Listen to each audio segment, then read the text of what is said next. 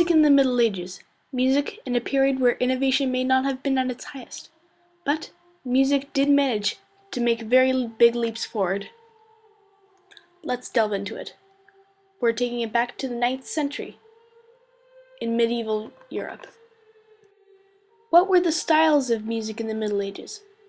Well, we have two main styles. The first style is sacred music, performed in religious ceremonies, such as Mass. The earliest form of this is early Gregorian chant, which is very plain and simple, composing of one tone and chanting in Latin. Organum was an extension of the simplest form of Gregorian chant, with a melody and a harmony, usually with a drone. As time passed on, Gregorian chant became more complex. It had a variety of notes and rhythms and opened up a new world, which is associated with Ars Nova, which in French means new art. Ars Nova was the beginning of a new and more complex and freely moving structure of music. Now let's go in more detail about Gregorian chant. Gregorian chant was a form of plain chant, which is a melody or chant on one tone. Legend says that Pope Gregory I invented Gregorian chant, but historians suggest that Gregorian chant came from a process of evolution. As time passed on, Gregorian chant evolved and became more complex in its style. Which leads us into our second type of music, secular music. Secular music is essentially music that is not performed for religious reasons. Let's start with motet. Motets were more advanced pieces, which were originally sacred, but they moved to topics such as love. Madrigal pieces were similar to motets in terms of their fluidity, but they were accompanied. Some madrigals even featured canons, which are a repeated melody. Ballata, which was very popular in Italy, was purely instrumental dance music. Why was secular music a big leap forward in the Middle Ages? Secular music paved the roads for non-religious arts, and helped to spread art about daily life, which helps us better understand medieval times. It created new styles of music that were different from the plain styles of sacred music. We've heard all about the music, but how was it really in daily life? Well, there were traveling musicians, poet-musicians, called troubadours and minstrels, who performed acts and sung of things such as chivalry and love, and traveled from village to village.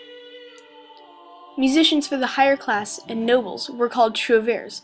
They played very romantic and beautiful pieces for the kings and nobles. Jongleurs had a wide variety of skills, from acrobatic dancing to music to juggling. They were almost like the circus entertainers of the Middle Ages. The waits were the band, typically of a village, who would sound the alarm by playing very loud instruments to warn the village of danger or attack. I bet I would be a good wait on my loud clarinet. The hand harp was a favorite of the troubadours and minstrels. The lute was a very common instrument, and it had a bent neck. The fiddle could be plucked or strung, and the clavichord was very similar to a modern-day piano. Bagpipes, surprisingly, were not invented in Scotland. The sackbut is a very old form of a trumpet. The hautboy is an old form of an oboe or clarinet. The fagolet is an old form of a wooden flute. The chitarrone has 14 strings and can reach up to 6 feet tall. The gemshorn was usually made out of a horn of an ox.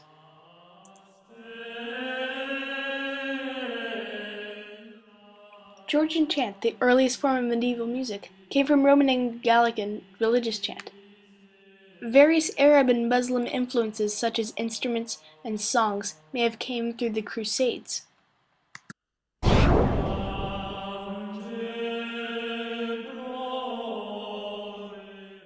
By the end of the Middle Ages, musical advancements had been made in the form of styles, such as increased fluidity, theory, such as canon, notation. Before, they had no way of writing down their music, and usage. They used their music in the form of entertainment, and outside of church, and for alerting the village in terms of attack. This was the start of a long-lasting musical empire. The end of the Middle Ages, music had turned into classical, which would turn into jazz, which would turn it into rock, which would turn into pop. Without music in the Middle Ages, our music today might be different from what it is right now.